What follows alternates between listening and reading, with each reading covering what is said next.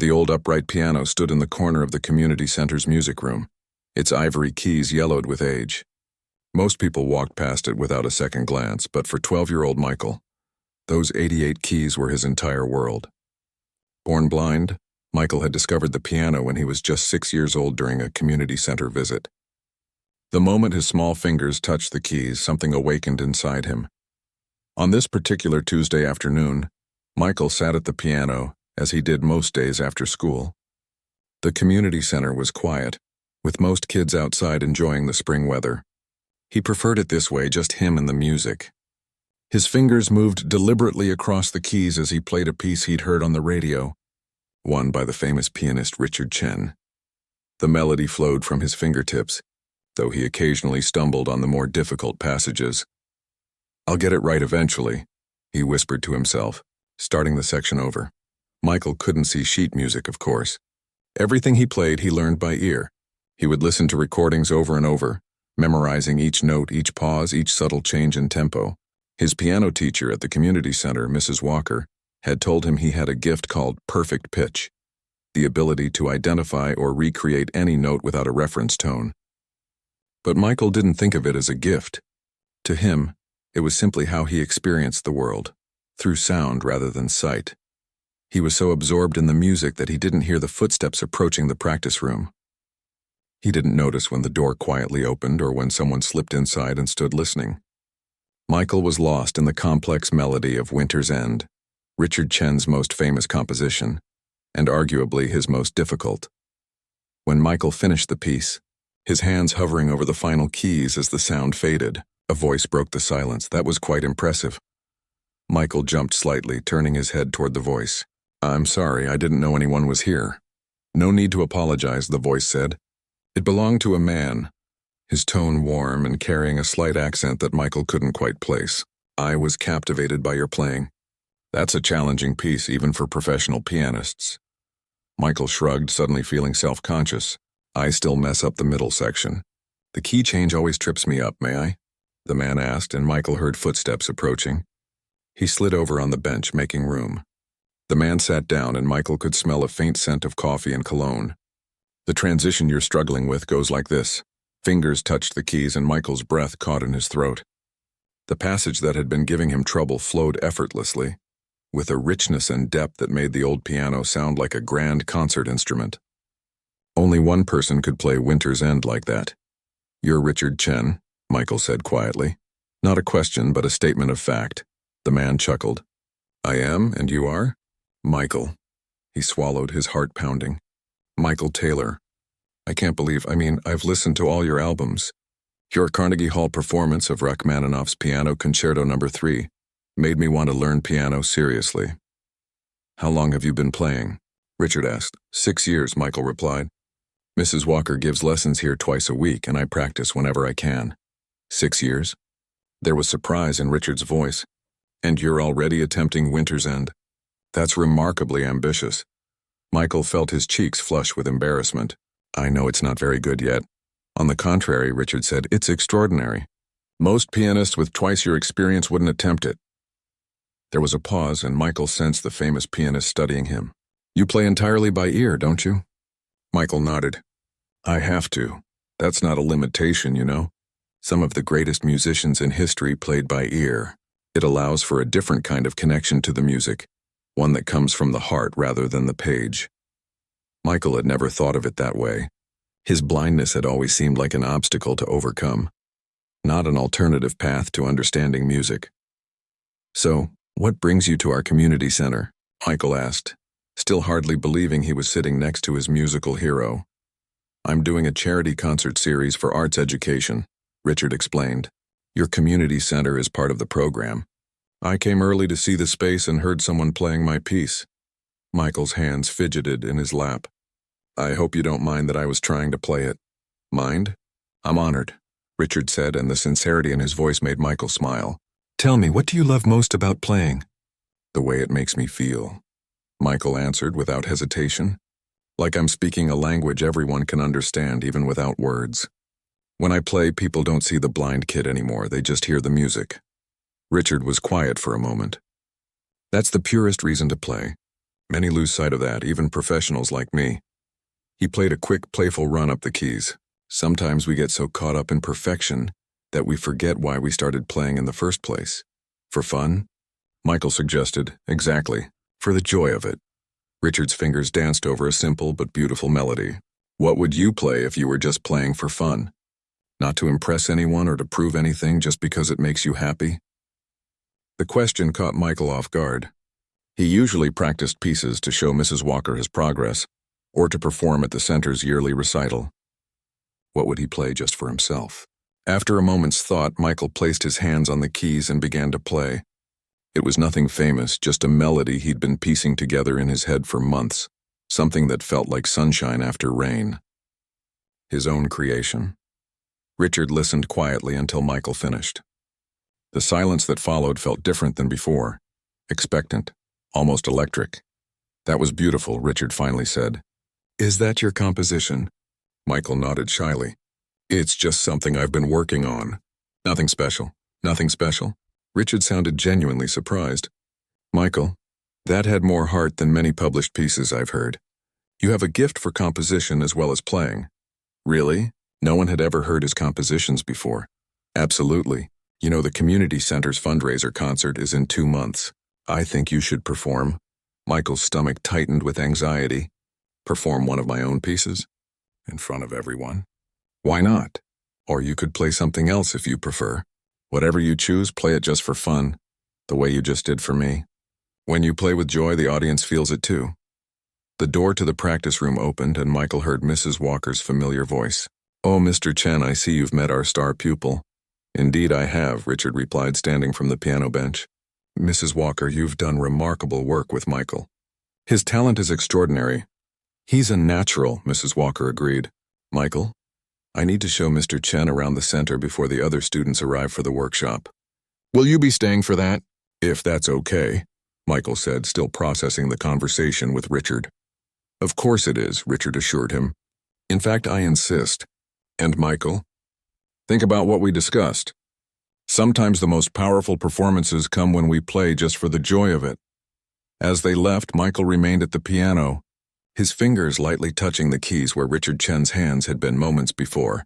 For years he had practiced with single-minded determination, trying to overcome what he saw as his limitations. But maybe his hero was right. Maybe there was power in playing simply for the love of music. With that thought, Michael began to play again, but this time without trying to be perfect. He played for himself, for the pure pleasure of feeling the music flow through him, and somehow it sounded better than before. 2 months. He had 2 months until the fundraiser concert. The thought of performing his own music terrified him, but there was excitement mixed with the fear. What would happen if he followed Richard's advice? If he played not to impress, but simply for fun? Michael didn't know the answer, but for the first time he was eager to find out. As his fingers continued to dance across the keys, one thought kept repeating in his mind. Richard Chen, the greatest pianist of his generation, had listened to him play. Had heard something worthwhile in his music, and maybe, just maybe, others would hear it too. The 8 weeks following, Michael's chance meeting with Richard Chen passed in a blur of practice and anticipation. News that the famous pianist had visited their humble community center spread quickly, and suddenly the upcoming fundraiser became the talk of the town. What had started as a small community event was now expected to draw people from across the city. For Michael, each day brought a mixture of excitement and growing nervousness. After his conversation with Richard, he had decided to perform at the fundraiser, but he still hadn't settled on what to play. Richard's advice to play just for fun kept echoing in his mind, but as the event drew closer, the pressure mounted. Have you decided on your piece yet? Mrs. Walker asked during one of their lessons 2 weeks before the big day. We need to finalize the program by tomorrow. Michael's fingers rested lightly on the piano keys. I'm still deciding between 2 options. The truth was, he had been practicing 2 completely different pieces. The first was a safe choice, Chopin's Nocturne in E-flat major, beautiful but well within his technical abilities. The second was Richard Chen's Winter's End, the very piece he had been playing when Richard walked in that day. Despite weeks of practice, Michael still struggled with certain passages, but something kept drawing him back to it. Well, you need to decide soon, Mrs. Walker reminded him gently, and remember this isn't a competition. Just play what makes you happy. That evening, as Michael practiced alone in the community center, his mind wandered back to his conversation with Richard. Play just for fun, the pianist had said. But which would be more fun, playing a piece he could perform perfectly or challenging himself with Richard's composition, knowing he might make mistakes? As he sat contemplating this, he heard the practice room door open. "Michael, it's me, Lisa," came a familiar voice. Lisa was the community center director and had been especially supportive of his musical journey over the years. "Hi, Lisa," Michael greeted her. "Is everything okay?" "Everything's great," she said, and he could hear the excitement in her voice. "I just got off the phone with Richard Chen's assistant. Richard is coming to the fundraiser." Michael's heart leaped into his throat. "He's what?" "He's adjusted his tour schedule to attend. Apparently he specifically asked about you and whether you'd be performing." The room seemed to spin around Michael. Richard Chen would be in the audience. Richard Chen would hear him play. That's great," he managed to say, though his mouth had gone dry. After Lisa left, Michael sat motionless at the piano. His safe choice suddenly felt inadequate. But the alternative, playing Richard's own composition in front of him, seemed almost presumptuous. What should he do? The next day, Michael gave Mrs. Walker his decision for the program. He would perform Chopin's Nocturne. It was the sensible choice, the safe choice. But that night, lying in bed, Michael couldn't sleep. Something felt wrong. He kept hearing Richard's voice. Play just for fun. Was he really following that advice? Or was he choosing safety over joy? By morning, he had made up his mind. He would take the risk. The day of the fundraiser arrived with an unusual energy in the air. The community center had been transformed. Chairs arranged in neat rows, a small stage set up at the front of the main hall, and even a rented grand piano in place of the usual upright. Backstage, Michael sat quietly, listening to the sounds of the audience filing in. His hands were cold despite the warm June evening, and his heart thumped so loudly he was sure others could hear it. "You're on in 10 minutes, Mrs. Walker told him, squeezing his shoulder. "How are you feeling?" "Nervous," Michael admitted. Is he here?" He didn't need to specify who he was. "Yes," Mrs. Walker confirmed. "Richard Chen arrived a few minutes ago. He's sitting in the front row." Michael nodded, swallowing hard. "Remember what we discussed?" she said kindly. "Just focus on the music, not the audience." Those 10 minutes passed both too quickly and too slowly. Michael listened as Lisa welcomed everyone, thanked the sponsors, and then began introducing the performers. There were 5 acts before his, a local choir, a young violinist, 2 singer-songwriters, and a small jazz ensemble from the high school. Then it was time. "Our next performer is someone very special to our community center," Lisa announced. "Many of you have watched him grow up here, practicing countless hours at our old upright piano. Tonight he'll be playing Chopin's Nocturne in E-flat major. Please welcome Michael Taylor." Mrs. Walker guided Michael to the stage. The applause was warm and encouraging as he made his way to the piano. He could feel hundreds of eyes on him as he sat down, adjusting the bench slightly. Michael took a deep breath, placing his hands on the keys. The program said he would be playing Chopin, but in that moment, as his fingers hovered over the ivory keys of the grand piano, he made his decision. His hands moved, but not into the gentle opening of the Nocturne. Instead, the bold, complex first notes of Winter's End filled the hall. There was a small murmur of surprise from the audience. This wasn't the piece that had been announced in the front row. Richard Chen leaned forward, instantly recognizing his own composition. Michael played with complete focus, all nervousness forgotten as he lost himself in the music. The piece was challenging, full of unexpected key changes, complex rhythms, and emotional contrasts. But tonight his fingers found their way through the difficult passages that had given him trouble for months. He played not just the notes as written, but with his own subtle interpretations, lingering slightly longer on certain phrases, bringing out hidden melodies that many pianists overlooked. Without the ability to see sheet music, Michael had developed his own relationship with the piece, one based purely on sound and feeling. As he reached the middle section, the part that had always been hardest for him, he didn't hold back or play it safe. Instead, He threw himself into it with abandon, allowing the joy of the music to carry him through. And somehow it worked. The notes flowed from his fingers as if he'd been playing the piece all his life. The audience sat in stunned silence. Even those who didn't recognize the piece could tell they were witnessing something extraordinary. A 12-year-old blind boy was playing one of the most technically demanding piano compositions of the modern era, and playing it beautifully. As Michael approached the final movement, he felt a strange calm wash over him. This was why he played piano, for moments like this when the music seemed to come from somewhere beyond himself. He wasn't playing notes anymore. He was telling a story through sound. The final chord resonated through the hall, lingering in the air for what seemed like an eternity. Then silence. For one terrible moment, Michael thought he had made a mistake. Had his performance been that bad? Had he embarrassed himself in front of everyone, including his musical hero?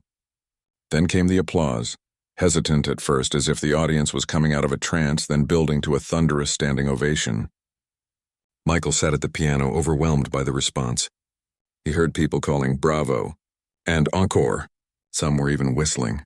As the applause continued, he heard footsteps approaching the stage. Someone was climbing the stairs, walking toward him. "May I?" came a familiar voice with that slight accent. Richard Chen had joined him on stage. Michael nodded, not trusting himself to speak. Richard turned to address the still applauding audience. "Ladies and gentlemen," he said, his voice cutting through the noise, "what you just witnessed was extraordinary. This young man just performed my composition, Winter's End, a piece that took me 3 years to perfect." The audience quieted, listening intently. But what makes this truly remarkable is not just that Michael played it from memory, having never seen the sheet music. It's that he found things in the piece that even I, its composer, had not fully realized. Richard's voice was filled with genuine emotion. He didn't just play the notes, he understood the heart of the music. Richard turned back to Michael, who sat frozen at the piano bench, hardly believing what was happening. "You took my advice," Richard said quietly, for Michael's ears only. "You played just for fun." Michael nodded, a smile breaking across his face. It felt right. Richard placed a hand on Michael's shoulder and addressed the audience again. "I came here tonight to support arts education, but I've received far more than I've given. Thank you, Michael, for reminding all of us why we make music in the first place." As Michael and Richard left the stage together to renewed applause, Michael realized that something had changed. He had walked onto that stage as a blind boy who played piano. He was walking off as a musician, pure and simple, and that made all the difference.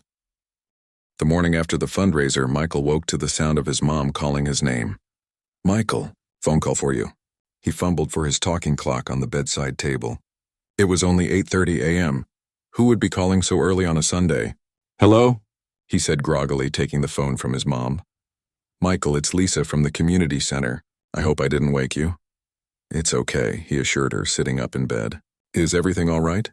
"More than all right," Lisa said, her voice bubbling with excitement. "The fundraiser was a huge success. We raised almost 3 times what we expected. And it's all because of you and Richard Chen." Michael smiled, memories of the previous night flooding back. The performance, the applause, Richard joining him on stage, it still felt like a dream. "That's great news," he said. "But that's not why I'm calling," Lisa continued. "Richard Chen wants to meet with you and your parents this afternoon. He says it's important." Michael's heart skipped a beat. "Did he say what about?" "No, just that he'd like to talk about your future. He's staying at the Grand Hotel downtown and invited you for lunch at 1 Rua. Can you make it?" Yes, of course," Michael stammered. After hanging up, Michael sat motionless on his bed, his mind racing.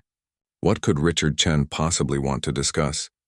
Whatever it was, Michael knew his life had somehow shifted course last night. He just didn't know where it was heading. The Grand Hotel was unlike anywhere Michael had been before. As he walked through the lobby with his parents, he could sense the space around him, vast and elegant with the subtle scent of fresh flowers and polished wood. The sounds of quiet conversation and distant piano music floated through the air. "Mr. and Mrs. Taylor, Michael, welcome," came Richard's voice as they were led to his table. "Thank you for joining me." After they were seated and drinks ordered, Richard got straight to the point. "I've been thinking about your performance ever since last night," he said to Michael. "It was truly remarkable. How long did you practice Winter's End?" "About 2 months," Michael replied. "Ever since you visited the community center?" Richard made a sound of disbelief. Most advanced students take 6 months to a year to master that piece. He paused. Michael, I believe you have extraordinary potential. The kind that appears perhaps once in a generation. Michael felt his cheeks warm at the praise. That's why I wanted to speak with all of you today, Richard continued, addressing Michael's parents now. I'd like to offer Michael a scholarship to attend the National Academy of Music's pre-college program in New York. The table fell silent. Michael's mouth dropped open. The National Academy, his father finally said. Isn't that one of the most prestigious music schools in the country? It is, Richard confirmed. I teach master classes there several times a year. The pre-college program is designed for exceptional young musicians like Michael. It would provide him with the training and opportunities he deserves. But we live here in Ohio, Michael's mother said hesitantly. New York is so far away. The scholarship would cover Michael's tuition and housing, Richard explained. He would live in the student dormitory during the school year. There are other students his age in the program, and the academy has excellent support for visually impaired students. I don't know what to say, Michael's father said, his voice thick with emotion. This is an incredible opportunity, but Michael is only 12. That's very young to be so far from home. I understand your concerns, Richard said gently. It's a big decision. The program doesn't begin until September, so you have time to think about it. I just wanted to put the offer on the table. The conversation continued over lunch, with Richard sharing stories about his own early days at music school and answering questions from Michael and his parents. By the time they said goodbye, Michael's head was spinning with possibilities. What do you think? His mother asked as they drove home. It's your decision, Michael. We'll support whatever you want to do. Michael leaned his head against the car window, feeling the vibrations of the road. I need time to think, he said quietly. The next few weeks were filled with discussions, research, and soul-searching. Michael's parents contacted the academy to learn more about their programs for visually impaired students. They spoke with other parents whose children had attended, and they had many long talks about what this would mean for their family. For Michael, the decision became clearer with each passing day. As much as he loved his home in the community center where he had first discovered music, he knew this opportunity was too important to pass up. The chance to study with world-class teachers, to be surrounded by other serious young musicians, to perhaps one day become the pianist he dreamed of being. It was everything he had ever wanted. 1 month after the fundraiser, Michael and his parents called Richard to accept the scholarship. Wonderful, Richard exclaimed. I'll let the academy know right away. They'll be as excited as I am. The summer passed in a whirlwind of preparations.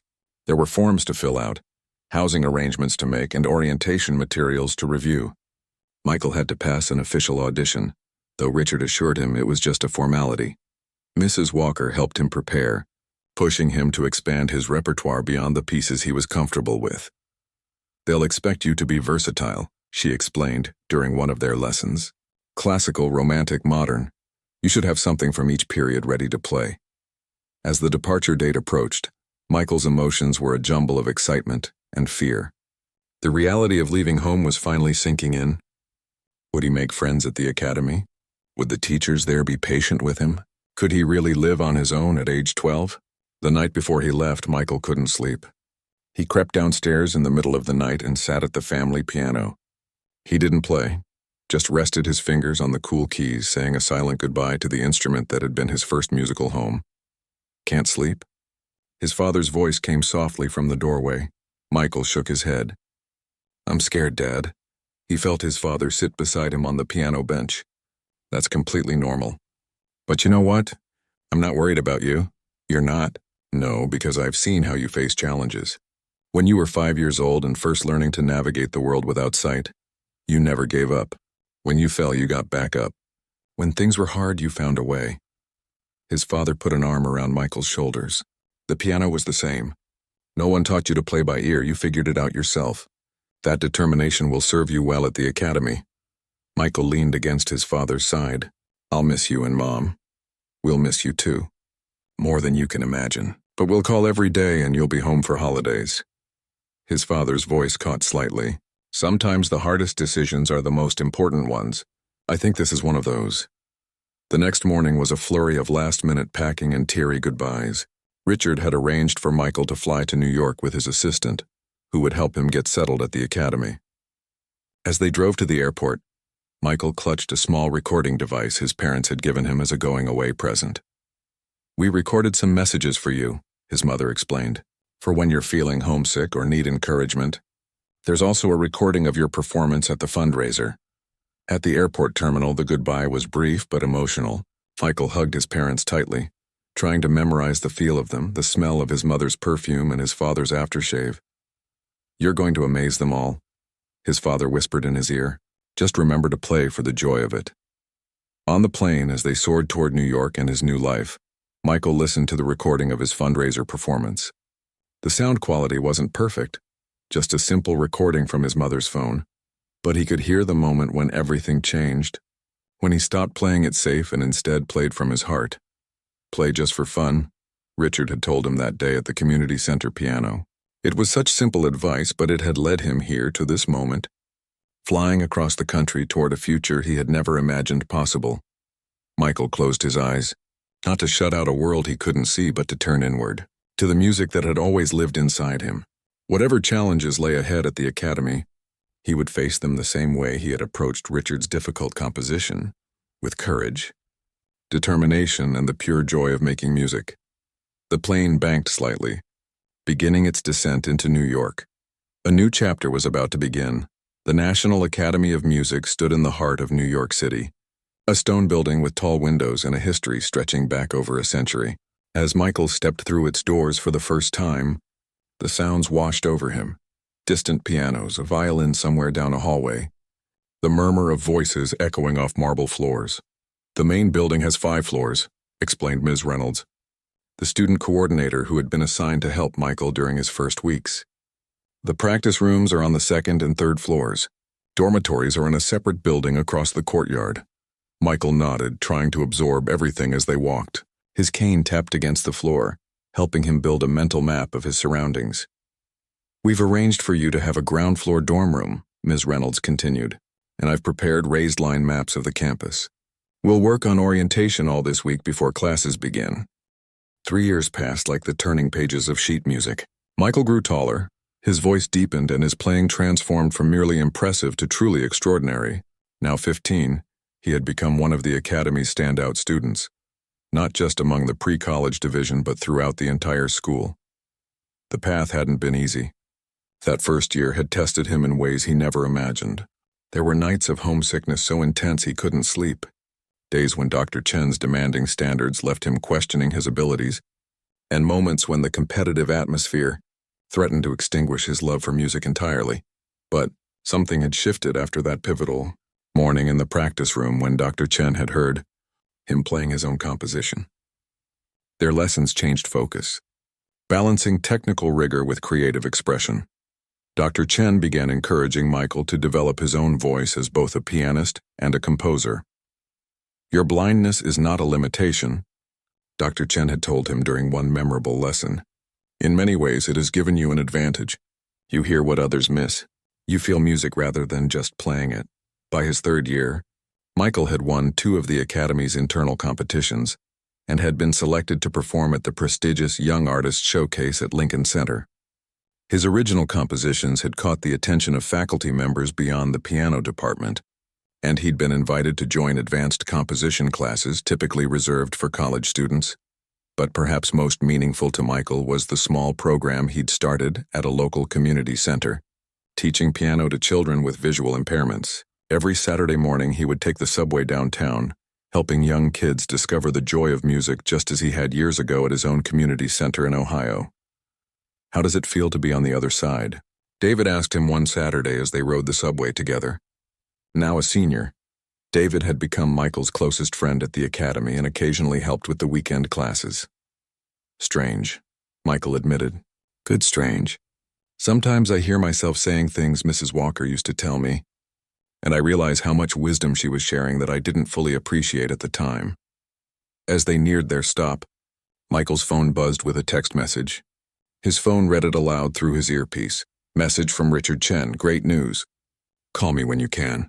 Michael's heart quickened. Richard had remained a mentor throughout his time at the academy. checking in regularly and occasionally sitting in on his lessons when visiting New York. Any message from him was exciting. But great news could mean many things. You should call him now, David suggested. We've got time before class starts. Michael nodded and dialed Richard's number.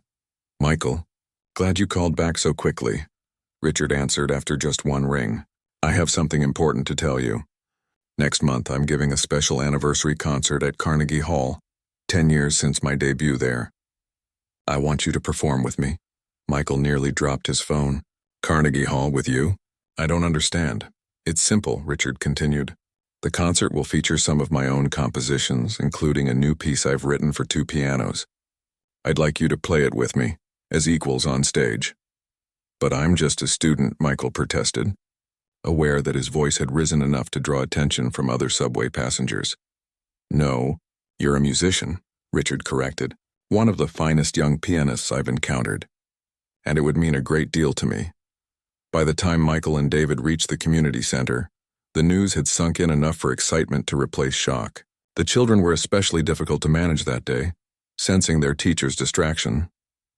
Mr. Michael, why do you keep smiling? Asked one little girl named Lily, who had been blind since birth. Because music makes me happy, he told her, guiding her fingers to the correct keys. Just like it's going to make you happy. The news of Michael's upcoming Carnegie Hall appearance spread quickly through the academy. Some faculty members expressed concern. The pressure and exposure might be too much for a 15-year-old, regardless of his talent. Others worried about the physical and mental demands of preparing for such a high-profile performance while keeping up with his regular studies. Dr. Chen silenced these concerns at a faculty meeting. I've taught Michael for 3 years now, he stated firmly. If anyone is prepared for this opportunity, it's him. Preparation for the concert consumed Michael's life over the next month. The new composition, titled Dialogues in Light and Shadow, was unlike anything he had played before, complex, challenging, and deeply emotional. It required not just technical mastery, but a connection between the 2 pianists that transcended the notes on the page. Each weekend, Richard would come to New York to rehearse with him. During the week, Michael practiced his part alone, often staying in the practice rooms until security asked him to leave at midnight. You need to rest, David warned him 2 weeks before the concert, finding Michael half asleep at the piano. You're going to burn out before the big day. I can't afford to make mistakes, Michael replied, rubbing his tired eyes. This isn't just about me. I'll be representing the academy, playing alongside one of the greatest pianists alive. If you mess up, the world will keep turning, David interrupted. Remember what you always tell your students? Music isn't about perfection, it's about connection. The night before the concert, Michael couldn't sleep. He lay in his dorm room listening to the sounds of the city outside his window. Tomorrow, he would play at Carnegie Hall, the dream of virtually every musician on the planet. Yet instead of excitement, he felt a heavy weight of responsibility. His phone rang, startling him in the darkness. It was his father. Dad, it's after midnight. Is everything okay? Everything's fine, his father assured him. Your mom and I just checked into our hotel. We wanted to see if you were still awake. I can't sleep, Michael confessed. I keep thinking about tomorrow and everything that could go wrong. His father was quiet for a moment. Do you remember the night before you left for the academy? You were scared then too. This is different, Michael said. Back then only my future was at stake. Now I could embarrass Richard in front of thousands of people.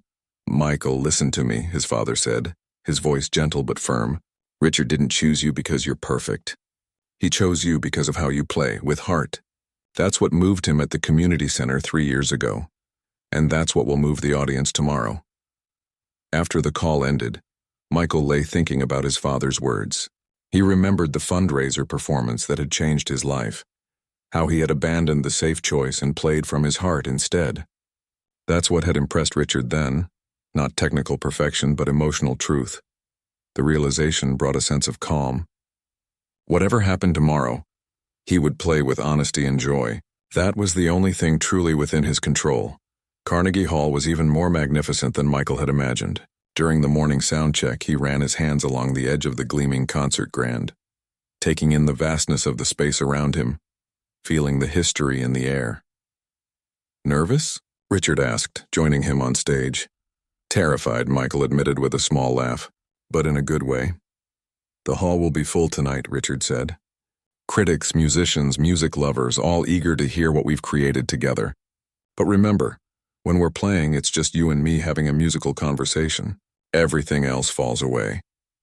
That evening, as Michael waited backstage in his concert tuxedo, he listened to the first half of Richard's performance through the monitors.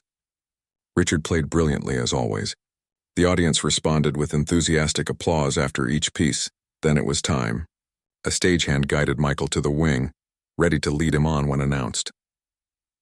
"And now," came Richard's voice from the stage, "I'd like to introduce a young musician who represents the future of piano performance. I first met him 3 years ago at a small community center in Ohio, where his playing of one of my most difficult compositions left me speechless. Tonight we'll perform the world premiere of my new work, Dialogues in Light and Shadow, a piece I composed specifically for our 2 pianos to converse. Please welcome Michael Taylor." The applause was polite but reserved as Michael was led to the second piano. The audience didn't know what to expect from this teenage performer sharing the stage with a master. Richard began the piece with a delicate, questioning phrase. Michael answered, his hands finding the keys with confidence, sending his response floating through the magnificent space of Carnegie Hall. Back and forth they went, their musical lines intertwining, separating, and coming together again in perfect harmony. As they reached the heart of the composition, Michael felt something extraordinary happening. The nervousness had vanished completely. The audience had disappeared. Even his awareness of the grand hall around him had faded. There was only the music, a conversation between 2 artists who spoke the same language across generations. When they struck the final chord together, the sound seemed to hang in the air for an eternity. Then came the applause, hesitant at first as if the audience was coming out of a collective trance, then building to a thunderous standing ovation that washed over the stage in waves. Richard reached across the space between their pianos to shake Michael's hand. But instead of the formal handshake Michael expected, Richard pulled him into a quick embrace. "You played from your heart," Richard whispered, just like that first day.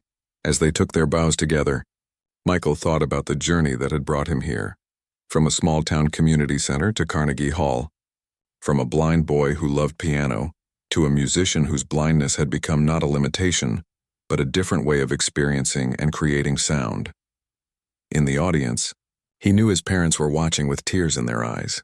Back in Ohio, Mrs. Walker and the community center staff were probably gathered around a live stream of the concert. And somewhere in the great hall, his students from the weekend program were listening, perhaps imagining themselves on this stage someday. The applause continued as Michael and Richard took one final bow together.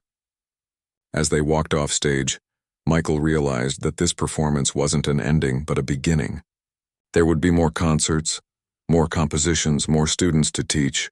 The journey that had begun when a famous pianist told a blind boy to play just for fun was still unfolding, one note at a time.